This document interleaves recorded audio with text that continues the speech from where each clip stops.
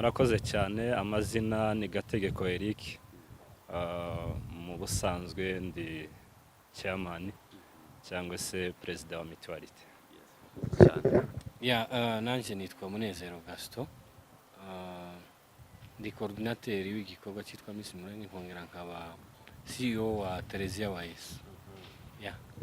Murakoze cyane kutwibwira by'umwihariko impamvu yatumye dutumira bano bagabo no kugira ngo tubashe kuganira ku bintu bigiye bitandukanye. Twakiriye coordinateur wa Miss Mulenge, muzo kuri hari byinshi tuza kumubaza. Nanone twakiriye umukuru w'abanyamurenge hano mu gihugu ca Kenya, nawe araza kudusangiza ikiri kuja mbere hano muri communauté. Ni ibintu byiza cyane, ndagira ngo Etienne nawe urabona ko ari amahirwe. Ni amahirwe cyane, numvise Irunga hari ibyo yivuze, ariko n'ubushize Media House Kenya ikaba yaranamugiriye n'icyizere, akaba ari uyihagarariye kuri none. Sinzi niba yabyibagiwe.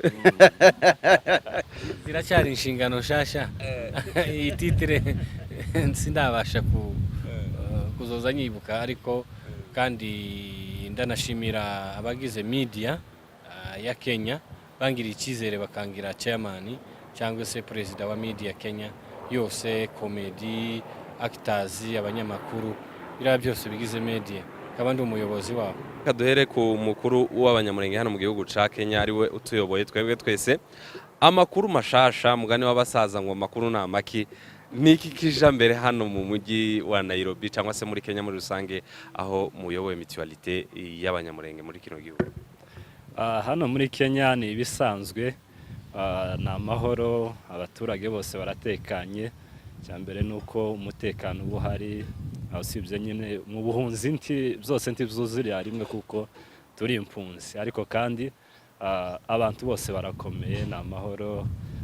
Ibikorwa ni ibisanzwe dusanzwe dukora bya Mutuality. Turi mu bikorwa rusange by'ubwoko. Yego. Mwebwe nk'aba coordinateur ba Miss Mulenge cyane cyane, niyo mpamvu twifuje kugira ngo tubane na muri iki kiganiro. Bimeze gute ho? Murakoze cyane kugira ngo muduhamagare mutubaze uko umugani w'Abaswahili bazavuga ngo yanayo jiri ibijya mbere. Miss Mulenge irahari, mwabonye ko yatangiye, ba nyiri bwite mbese abayitegura bamaze kuhagera, mwagiye mubona kuri social media ko bagiye bakigwa ku kibuga cy'indege.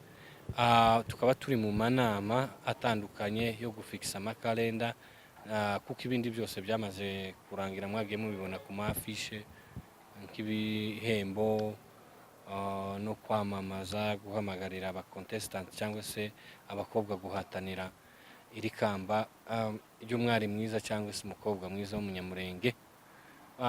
Rero tukaba tuzaza kugira ibindi biganiro bitandukanye byo kubamenyesha gahunda uko zizagenda, ariko mu cyumweru gitaha cyangwa se mu yinga ritaha na kabiri nibwo amajonjora azatangira, kuko tumaze kubona umubare utari mukeya w'abasaba cyangwa se wamaze kwiyandikisha.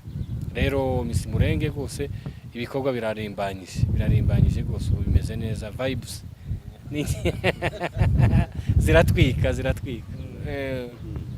Mbere yuko byenda zagugaruka kuri chairman, ariko nagira ngo mbaze coordinateur wa Miss Mulenge, byenda kuba tazi Miss Mulenge cyangwa se aribwo bakiri kuyumva bwa mbere, ni uwe mu marifitiye umwana w'umukobwa? Ubajije ikibazo cyiza. Miss Mulenge ni igikorwa cyatekerejwe na OG Papa Legend nanone na Dodos Sam bafatikanyije mu rwego rwo kugira ngo umwana w'umukobwa w'umunyamurenge uri ku isi hose yigirira icyizere, abashe kwitahura no kwimenya, tubashe gukora yani kugira ngo abakobwa b'abanyamurenge bagire activité y'iki gikorwa cyangwa se yo guhatanira ikamba, mu rundi rurimi bavuga ngo rya nyampinga cyangwa se ry'umukobwa mwiza w'umunyamurenge, kwigirira icyizere. Nanone harimo no gufasha abandi bakobwa mu bintu bitandukanye, kuko uwabaye Miss habari imishinga agomba gukora, ndetse n'igisonga bari batandatu batambuka bari bisonga bya ba Miss, hari ibyo bazabakora imishinga kandi gategwa inkunga na Papa Legend na Sam Dodos, mu buryo bigirira abandi akamaro no gukangurira abandi kuba muri activité nyine z'abakobwa b'abanyamurenge. hakabamo rero iyo atwaye n'icyo gihembo kimugirira akamaro, kimugirira akamaro haba kuri we ndetse no kuri sosiyete, kuko navuze ko akoramo iyo poroje. Ikindi muri sosiyete icyo bimaze, niba dufite izina Abanyamulenge, izina Abanyamulenge si izina gusa ngo Abanyamulenge, rishamikiye ku bintu byinshi, umuco, ibikorwa n'ibindi bintu byinshi byose bikorwa mu izina ry'Abanyamulenge. Haba akabumbu k'Abanyamulenge, haba media y'Abanyamulenge, hakaba wenda imvugo y'Abanyamulenge. Ibyo byose tugomba kubifitinga kuko n'andi moko abigira.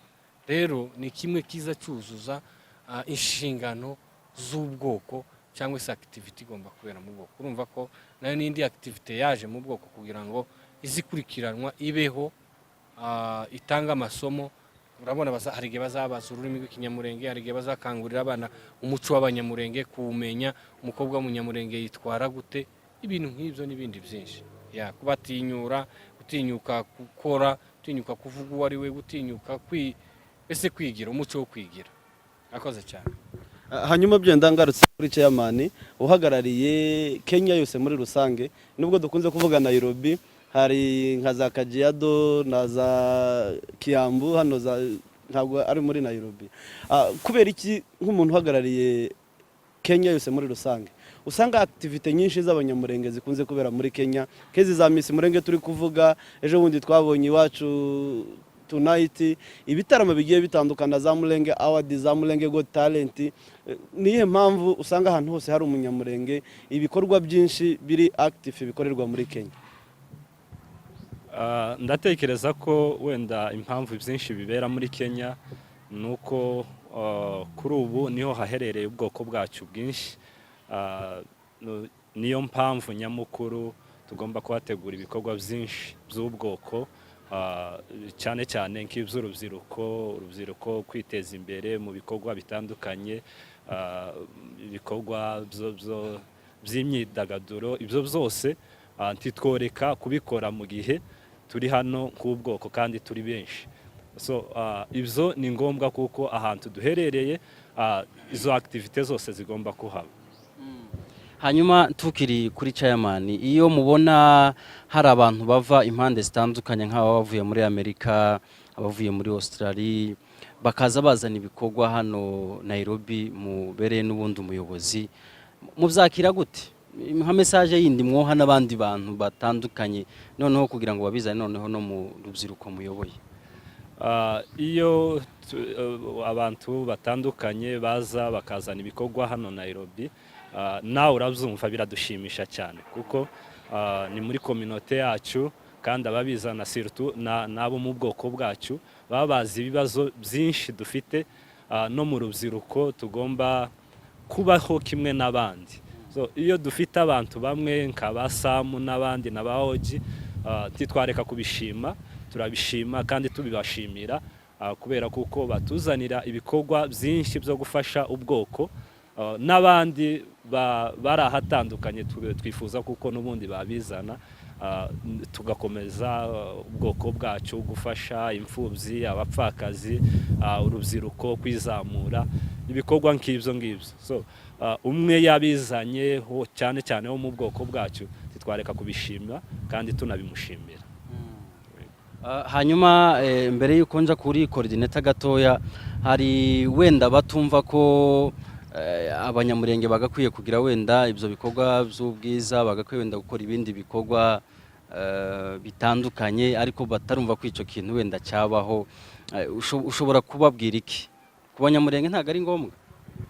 Ubundi se ni bande batagomba kubona ibyiza? Ahubwo ibyiza birabura, ariko iyo bibonetse ni ngombwa kuko natwe bitugeraho ubwoko bwacu. So nimba abandi babikora, nimba urundi rubyiruko rwidagadura muri bene ubu buryo butandukanye, bakabona ibihembo, bakaba bohatanira amakamba nkaya, kubera iki twebwe tutabihatanira? Utabyumva ni ya myumvire y'abantu, ariko kandi iki gikorwa cyakagombye kumvwa na buri wese, kandi tunashimira n'ababitegura n'ababigiramo uruhare kugira ngo babashe kubigeza ku rubyiruko. Bona chairman, harabavuga ko bitewe na situation y'intambara tugizemo igihe iwacu impfu za buri munsi, hari intambara twese turabizi. Bagakunda kuvuga ko ibikorwa bisa nkaho ari ukwishimisha bitari bikenewe muri iki gihe. Wumva koko ari byo, nubwo turi mu ntambara hirya no hino, wumva ko ibikorwa bisa nkaho ari iby'imyidagaduro bitari bikwiye muri iki gihe? Na Bibiliya irabivuga, izivuga kuko mugomba kwishima mu bibi no mu byiza. So nta gihe twareka kwishima nubwo ibibazo birahari, ni byinshi, ubwoko bwacu tugenda ducamo umunsi ku munsi, ariko kandi titwareka gukora ibikorwa by'imyidagaduro, kandi tuba tuzirikana ibihe turimo turabizi, ariko kudakora ibi by'imyidagaduro si cyo gisobanura kuko tutazirikana ibibazo biri iwacu. Ibibazo turabizi birahari, kandi ni ngombwa kuko twese twifatikanya n'abari mu bibazo, ariko n'ibi nabyo iyo ari ngombwa turabikora kandi tugomba kubyitabira twese. Coordinator Gaston, hari ibikorwa byinshi tubona bandi bategura, rimwe na rimwe ugasanga bamwe bavuga bati ntaho bihuriye wenda n'umuyobozi w'imirara, ntaho bihuriye n'umuyobozi wa communauté, ugasanga wenda barabikora gutyo wenda batamenyeshe cyangwa se nta mikoranire ihari hagati yabo n'ubuyobozi. Kubera ko uyu munsi washimye ko by'umwihariko chairman mukuru ari buze guparticipa mu kiganiro, noneho anasobanura by'umwihariko ibijanye na Miss Mulenge. Urakoze. Wenda iyo uza kumbaza ngo ese kubera iki hari ibyo wakoze bimwe udashirikishije ubuyobozi, nari kumenya uko ngusubiza, ariko kubera ari abandi sinzi impamvu yabo, ariko ngerageje kuvuga ni amakosa. Iyi Miss Mulenge iri kuba ni iya kabiri. Ubushize twabanye n'umuyobozi wari uyoboye n'ubundi mitiwarite, uwo ubuyobozi buriho bwasimbuye Michael.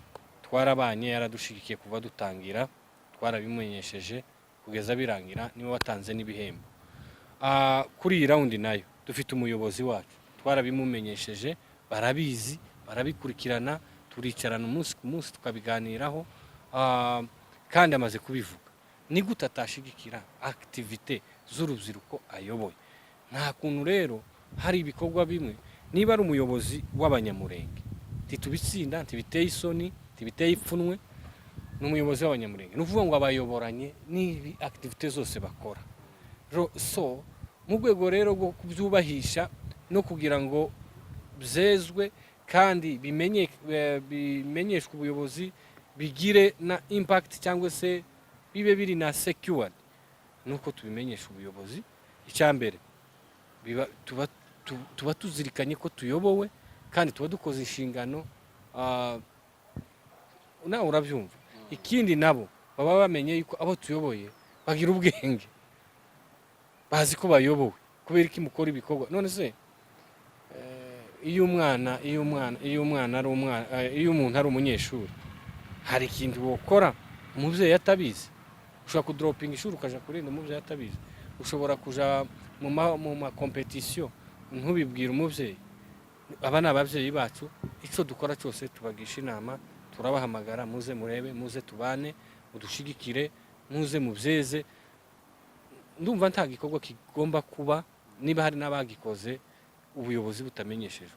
Rero igihe cyose n'igihe wenda batazaba bayoboye hayoboye undi tugikora ibi ngibi, ubwo buyobozi buriho tuzabumenyesha. Rero ni iby'ingenzi, kandi ikindi iyo turi kumwe nabo ni ishema ryacu, nabo iyo turi kumwe nabo turi ishema ryabo, kuko umubyeyi bugiye aragukebura akakubwira ati iki kikore gutya, iki kireke, iki kijyane gutya, ni ishema. Iyo turi hariya mu ma celebration cyangwa se mu bitaramo, tubona abayobozi baturi iruhande badushigikira, twumva dukomeye. Igihe cyashize dutangira ibi bintu, kuko je suis parmi les pères, igifaransa ndakivuze ubwo igifaransa kigeze ndatombose. Igihe cyashize, igihe twatangije ibi bintu, nta muntu n'umwe watwumvaga, twaravuze tukavuga, nkababwira ati hazagera igihe muzoza mubidusaba ko tubikora, muduhaye n'amafaranga, muze mudushigikire. Ibyo dukora nabi twarabikoraga, bamara kuri comment ugasanga abagabo bakuru nibo baba badutuka. Tubabwira ati aho kudutuka mwoza mukadushigikira kandi mukatubuza aho bitari ngombwa mukadukosora. Ariko ubu turashima ko ubuyobozi bumaze kubyumva, dushimira na audience, abaturage bamaze kubyumva kandi baradukosora tugakosoka. Ni nayo mpamvu amakuru ayihuta, ibiganiro byihuta. Hari umuntu mwambuye ngo agaza areba, ngo agaza atembera nko muri state fulani, bagera mu mazu agasanga ko barareba ngo amateleviziyo ngo bumwe ntibumve, ngo ariko basigaye asanga ngo bari kureba ai bagasanga bari kureba Sultan, agasanga bari kureba Mendi Mind, agasanga bari kureba Papa Legend, BMC bande n'izindi. Ati tukanezerwa kuko ko turumva naho bavuga, naho baberekeza, nico bamininga, nico bakosora, tukisanga. Ibyo bintu ni byiza. Rero dushimiye twashimye ko tuzadukorana handi ni handi, cyangwa ukuboko kukundi, intambwe ku yindi n'abayobozi, kuko nibyo bifite agaciro kandi niko kuri kw'ibintu. Urakoze cyane, wigeze gukomoza ku buryo igikorwa n'amatariki igihe bizatangira na kabiri na majonjora ya mbere. Ndagira ngo wenda utubwire wenda mu ncamake uko noneho igikorwa giteguye, cyane ko uyu munsi harabura iminsi mikeya ngo na kabiri hageze n'amakriteri ngo ari gutera ubwoba. Amakriteri ngo ari gutera ubwoba, bizifashe gute? Arumwe bambwiye ejo bundi ngo afite ibiro bitari bikeya cyane. Undi yarambwiye nawe ati ndi mugufi ukuntu, ati hari agasantimetero runaka kari kubura.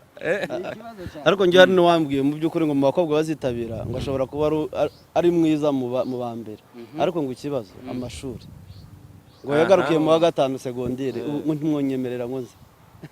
Ibyo byose noneho nabikubire hamwe. Reka kubera ko turi kumwe n'umuyobozi, ko ndashaka ngo mumubaze, naje ko ndakenera ngo mwumve, ariko kubera yuko igikorwa ari Miss Mulenge kandi coordinateur, naje ndasobanura. Iyo nti yosobanuye bya Miss Mulenge, gusa we n'uruhare rw'urubyiruko wenda kudushigikira. Mu by'ukuri mubajije neza. Critère ntizitera umuntu ubwoba. Yego nta kintu, iyo hari competition iyo ari yo yose hagomba kuba abujuje ibisabwa. Ariko kandi hari ibintu biri torere ntabwo ari tolerance ni adjectif, tolerable, voilà, iyo ni adjectif qualificatif. Ndabyibutse. Hari umuntu usetse cyane kubera ko azi igifaransa. Umugabo umwe yarasenze, yarigishije ngo ahushe, baramuseka, aravuga ngo, arababwira ngo nubwo ari guhota karahota amazamuka. Naje nubwo mpose ariko mpose, mwumvishe icyo nashatse kuvuga. Mu by'ukuri hari amakriteri amwe kaya ngayo yo kuvuga ngo uri mugufi, uri muremure, ugomba kuza ukigira icyizere bagukuramo, cyangwa se on ne sait jamais, ushobora kuba wujuje criteri ari nini, mbese ifite amanota menshi, indi ikazamuriye. Sinzi uko abajaji bazabikora, ariko ukonzi tihagira umuntu ibyo ngibyo bitera ubwoba. Uko waburesha kose nturi igice, uko nukuri nta muntu w'igicuhama, umuntu w'igice keke udafite umutwe cyangwa amaguru igihimba. Ndumva bakwitinyuka bakaza ukuri koko. Nanakeka hari umuntu wambwiye, ntabwo ari wo mu bwoko bwacu, aramwe ati nta munyamurenge nta mukobwa w'umunyamurenge utoba Miss, bose bo ba Miss. Gusa muri benshi bazitabira hazatoka umwe, hajya no gutoka hazotsinda umwe, abandi babi bisonga, abandi nyine baviremo muri step zitandukanye. Ariko si ukuvuga ngo n'abavamo ni babi. Buri wese yogeraho yumva confidence ye yo mugeza. Criteri zo hari ukuntu nkeka ko abajaji nabo barazitanze, bakoze ikiganiro, ariko barabyoroheje. Tihagira uwitinya ngo kubera iyi criteri cyangwa kubera iyi, nuko ndahaye nibuka uko zikurikirana, ariko sinje kuzikuraho, ariko kandi ntihagira uwo zitera ubwoba. Ndetse hari n'abagiye bavuga ngo barabaza ngo ibintu ngo kwama bakubaza ngo perezida wa Kongo, ikibazo usubiza kimwe. Ubu ngubu barabyoroheje, bazabaza umuntu mu buryo buri general, bakubaza udefande ninka kudefanda, cyangwa se icyo twita bon sens. Kuvuga ngo niba bakubajije wenda connaissance generale, ati umuntu yaturutse he, cyangwa se urumva ko imyaka y'ubukure cyangwa se experience de vie igarugara kuri kangahe, ukavuga ati wenda biterwa n'igihugu, cyangwa se bakareba nyine ko hari ibyo wumva. Ubwo ni urugero rwanjye mbangerageza, ariko abajaji wenda bafite ikiganiro cyabo bazazamba. kubinonosora no kubikora neza. Numva iyo ari pare nayirekera abajaji noja no guharibisha gahunda zabo, muraza kukibabaza. So ariko abantu batinyuke baze biyamamaze, ababyeyi bareka abana kumwe n'abayobozi n'abandi b'amatorero, ibintu natwe tugire ibi activities zituranga, haba mu rubyiruko rw'abakobwa, haba mu rubyiruko rw'abahungu. Ese abahungu be ko iyo dukinye akabumbu hatazaba amakritike, kubera ko abakobwa iyo dukoze ku kantu k'abakobwa kubateza imbere cyangwa se kubazana muri activite, usanga harimo yegeregere na rumasi. Ni ukuri ni ibintu byo gusapotinga umwana w'umukobwa nawe akagira ijambo akitinyuka, baze rwose uko waba uresha, uko waba ungana, ibiro waba ufite, uzaza abajaji nibagushira ku munzani bakabona ibyabo ntibigeze, sinzi uko bazokugenza, nibagushira ku gipimo cy'uburebure. Ndagira ngo kuba afite ubwenge, kuba ari mwiza, ibyo bizayimaginga bizamure amanota. Hanyuma hari ikindi mwarimu baje cy'amashuri, bazaze turebe icyo wasubije, bazareba ubwenge, ubundi pima ubwenge n'icyo bazakubaza ugasubiza. Abajaji bazaza kubitubwira, ariko ndumva utabara imite n'ibyo ngibyo. Uze ko hari akayungiro kazosheburura, uze nawe ukageremo, hari igihe oshebururwa neza nyine. Ikidakunda nyine, ibidakunda abajaji nibo babifite mu maboko, ibizokunda ntiwiyime kwimenya. Umuntu umwe yarambwiye ati burya iyo utakoze uko watekereje uba wiyimye kwimenya. Rero kora uko watekereje kugira ngo wimenye, wibalance. Murakoze cyane. Yes, murakoze cyane. Nagiraga ngo mbaze chairman akabazo kamwe. Hari ibihe turimo bisa n'ibigoye abantu benshi cyane, kandi mu by'ukuri birumvikana, turi mu bihe by'intambara, turi mu buhunzi. Izo ni zimwe mu mpamvu abantu bagenda batanga bavuga ko wenda hari ibintu bimwe na bimwe byo kwishimisha cyangwa se bisa n'ibigaragara ukundi kuntu abenshi bavuga ngo ntigusobanutse, by'umwihariko nka Miss Mulenge. Hari bamwe bavuga ngo ntago yagombye kubera mu gihugu c'ubuhungiro, hari abandi bavuga ngo wenda hari cyo cari igihe, ugasanga wenda hari amakritike ni menshi mu buryo bugiye butandukanye, ndetse ugasanga hari n'abantu biyumvisa ko hagomba kubaho kwima ibyishimo mu by'ukuri. Ariko nanone hari umunyamategeko nabashe kuganiriza, arambwira ati nubwo turi mu bihe bigoye, ikintu kiri ngombwa cyane gukora muri bino bihe ni ukwishakira ibyishimo, cyangwa se ni ugushakisha uburyo ikintu kidushimisha, kidukura mu bwigunge. Wowe uzumva gute mu bihe turimo, mu mahanga turimo, ibikorwa nk'ibi bya Miss Mulenge by'umwihariko biba ari ibintu bigomba gufatwa gute? Ni ibintu bifite agaciro, ni ibintu bidafite agaciro? Igikorwa cyose cyiza, ibihe ibyo ntitwabihagarika. Ibihe iyo byaje murabyakira mugahangana nabyo mu buryo bwose, ariko ntibihagarika activite zindi z'umuntu ngo zikubuze. Igihe ubonye umwanya wo kwishima, wakwishima, kandi ahari sosiyete yose igomba kuba mu bihe byose bitandukanye. Ibyo kwishima n'iby'umubabaro byose tugomba kubibamo kandi tukabikora. Nkumva bitabuza ibikorwa nk'ibi mu rubyiruko, kuko urubyiruko rugomba gukora activite kimwe n'urundi rubyiruko rw'andi moko yose, kabone n'ibihe byose twaba turimo tugomba kubicamo, ariko n'ibindi byose bidahagaze. Rero uko mzumva njyewe numva nta gikorwa na kimwe cyahagarikwa n'ibihe twaducamo. Turabicamo koko, ariko kandi tugomba kubicamo ariko ntiduheranwe n'agahinda. Nabwo tuzabasha kubigwanya neza, tubasha kwegerana ubwoko bwacu, tukaganira urubyiruko. Iki ni na kimwe gihuza urubyiruko. Cyambere turi mu gihugu cy'amahanga, tutabashye kugira ibikorwa nk'ibi biduhuza, bitwegeranya, tukaganira ku muco wacu, uzasanga bamwe baragiye baraheranwe n'ayo mahanga nyine twagiyemo. So hakenewe ibikorwa byinshi, tugomba guhura urubyiruko, abajene b'abanyamurenge bakaganira, bagakora activite zose zikorwa n'andi moko cyangwa se n'urundi rubyiruko, tugomba kuzikora kibisanzwe. ushaka kumwunganira narigize ngo nunganire nubwo atari je wakibajijwe ko numva ishinga ifiteyo ide. Mu by'ukuri mu bihe bidukomereye hari icyo abantu benshi bagenda bagaruka iyo dukoze kuri Miss Mulenge nkuko sinje kure n'ibyo chairman yasubije. Nkunda kwirefera kuri Bibiliya ivuga ngo nubwo imitini itatoho inzabibu ntizera imbuto ngo amasho agashira mu biraro ngo ntacyambuza kwishimana n'Uwiteka Imana yanjye.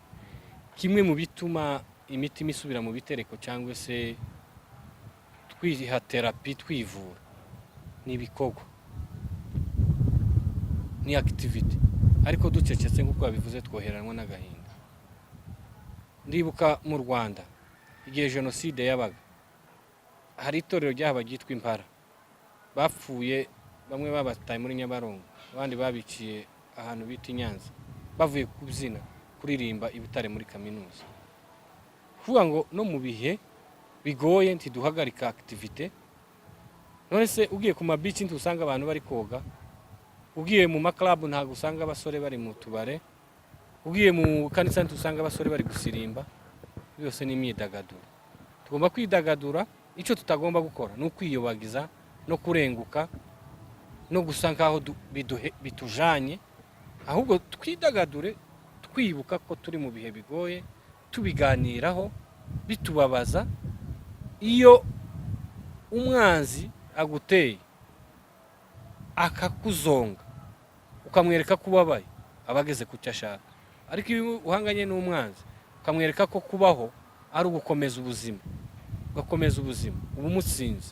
Umugabo umwe yaravuze ngo hari igihugu kimwe cyagiye gutera ikindi, ingabo ziratera z'igihugu zitera ikindi, barabanesha, bajya baneshejwe basubirayo baraseka, babandi bagira ubwoba barahunga, ati gitumye baseka kandi batsinzwe kirakomeye. Rero iyo duseka kandi turi mu bibazo hari ibikiba kibyihishe inyuma, si ukuvuga ngo imitima yacu iranezerewe ibyo tuba dukorewe, ariko nta mpamvu yo kwereka umwanzi ko tutobaho tutokora ibyo abandi bahaye bakora. Abo ngabo rero bavuga kuja mu buriri ukikingirana cyangwa ukavuza induru ntawe ukeneye induru yawe. Ntabwo ari ko kuvuga ngo dukunze ruguru cyangwa turi concern n'ibiha biba. Turashobora gukora ibi ngibi tubabaye, ariko kandi twereka umwanzi ko turiho kandi tuzabaho. Ndetse ibi bikaba bimwe tuzifashisha mu gihe Imana izatwibuka. Ntacyo duhagarika umunezero mu bibi no mu byiza nk'uko chairman yabivuze. Tugomba kwishima, nubwo tutoskwishima ngo turenze urugero cyangwa twishime nk'abafite wa munezero w'intuza, tibihagarika. Ntabwo icyo twishimira ntabwo ari uko iwacu ari intambara, twishima ko turiho kandi tukishima ko tuzabaho. Urakoze cyane. Hanyuma byenda ikibazo cyanje cya nyuma buri wese yagisubiza.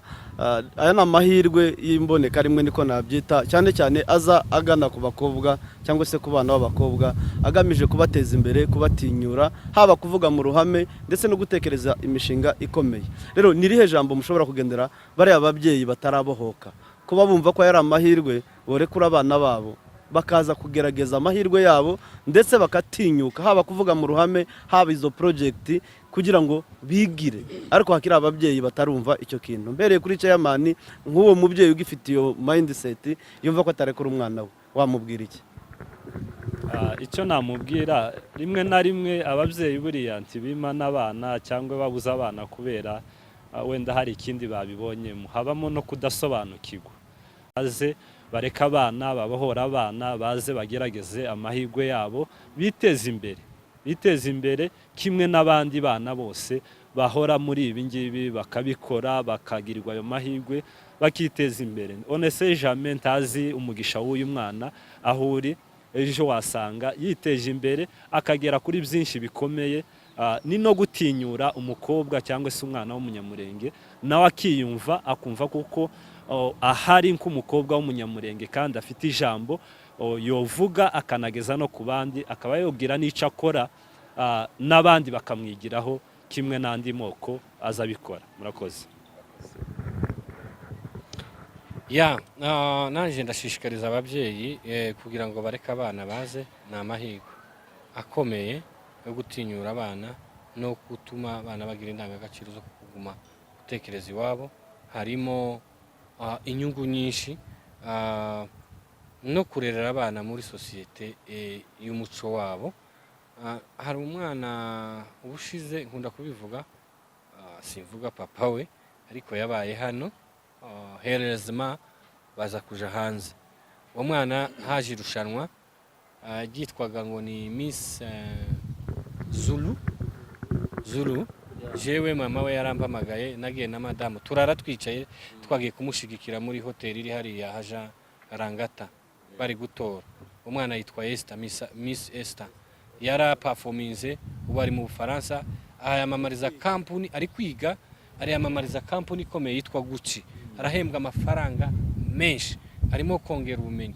Hari n'indi kubera ayo mahirwe yamuhaye andi mahirwe kwiyamamariza indi Miss yabaye, niba ari abakobwa bo hanze, ubu ari prospere n'umwana ufite ejo hazaza kubera ko yaritinyutse. Iyo tugiramo nka batatu akaba ari bafata iyo myanya, ise ni umupasiteri apana bene abangaba Imana imbabarire, nta mupasiteri woroshe uhari, ariko ni umupasiteri mwiza cyane w'imfura,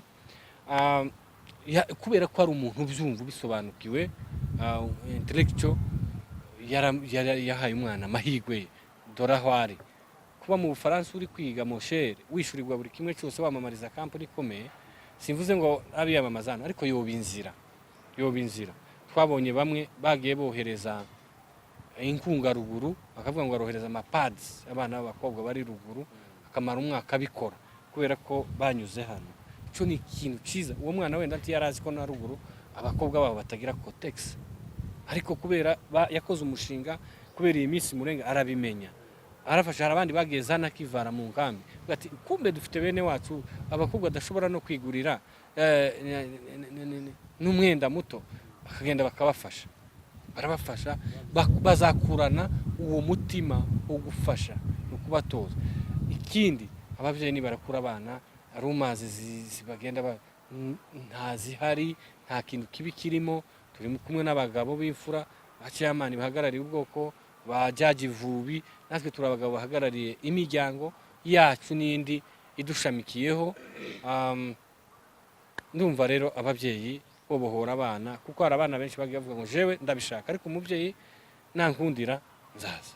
Dufite abana bari related kuri twe bazabizamo, ari ibintu bibi twabizamo, twahagararira ibintu by'urukozasoni cyangwa se birimo amafuti. Rero tuze dushigikirana kugira ngo tugere kuri byiza, duha abana bacu amahirwe. Murakoze cyane. Ndakeka twasoza ikiganiro, nkaba wenda hari ijambo twaba wenda twasize mushaka kuvuga mbere yuko dusoza ikiganiro. Ni ukubashimira, dushimiye abanyamakuru, dushimiye Sam na mugenzi we bategura kino gikorwa. Mu by'ukuri nubwo tubivuga gutya, nubwo abantu bamwe na bamwe batabyumva, ariko kandi ni igikorwa cyiza. Nk'ahari mu karere duherereyemo abana babiri, uwitwa Sabine na Anita, hari ibikorwa byinshi bakoze muri uno mwaka, kandi baritabiriye ari amarushanwa. Bakoze ibikorwa byinshi, bafasha imfubyi, bafasha abapfakazi. Urumva ibyo ni ibikorwa bigenda bitegura abana b'abakobwa bagatinyuka, bikanadufasha muri sosiyete yacu, uko bafasha abana kwishura amashuri, bafasha abana amakaye. N'ejo bundi barampamagaye kuko bafite igikorwa cyo gusangira n'abana b'imfubyi mu mwisho w'umwaka. Urumva n'abandi bagiye bategura abana gutyo, uzasanga baba bakora ibikorwa byiza kandi byinshi mu bwoko bwacu, bidufasha muri sosiyete yacu y'Abanyamulenge. Rero turabashimiye ababitegura, namwe abanyamakuru twabashe kubana, turabashimiye. Kuko chairman abivuga, nanje ndamushimira kandi nshimira n'ubuyobozi bafatikanyije kuyobora iki gihugu, Abanyamulenge batuye muri iki gihugu cya Nairobi. Mu by'ukuri yari imbogamizi nini kuri twebwe, ndavuga ko ukuriye noneho Media House, twagiraga imbogamizi nyinshi. Twifuza kubona abayobozi rimwe ntibidukundire, ariko kuba dukora ibikorwa mukatwishaza, mukatubwira ati ibi mubigenze gutya, ibi ni byiza, ibi si byiza, turabashimiye. Ikindi kandi ukuriye coordination y'iki gikorwa, turagushimiye kuko watwitabiriye ndetse n'ibisobanuro byinshi ubashije gutanga. Cya gatatu, ndashimira Sam Dodos na Papa Oji, Papa Legend, mu by'ukuri nzanumva amakritike ngo aba bana ngo ifaranga babuze uko bazigira. Hari abagabo, ndasoreza ku ijambo chairman avuze, hari abagabo bafite amakampuni akomeye, bafite amafaranga akomeye, ariko atotekereza no kugurira umwana umwe ikaye wahunze cyangwa ise hari umukinga afashe iri ya ruguru ibyo bakanema. Ariko abana b'abakobwa baciye hano muri Miss Mulenge k'ibyo bikorwa avuze bakora kubera iki gikorwa, urumva aba barakizanye, aba bana tubabivye imbuto yo gufasha, nabo batekereje gufasha, n'abari bazafasha nibo bazafasha abandi kindi gihe. Ukicaraho ufite amafaranga yawe ntacyo atumariye, ariko ukaja gukiritika ngo ibyo mubamo. Umugabo umwe ejo bundi twagize ibyago, badusenyera amazu, ngora ikiganiro kuri televiziyo ya ayi.